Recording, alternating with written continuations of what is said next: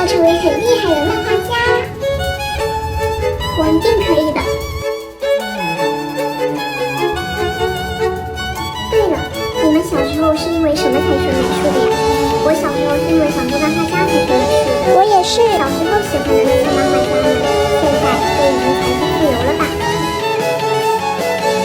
喂，你的漫画给工作室赚了100万，我花80万买了辆车。哥，我能拿多少啊？今晚终于可以吃上肉了。说什么呢你？1年1万还不够你花的吗？我们可是家人呐。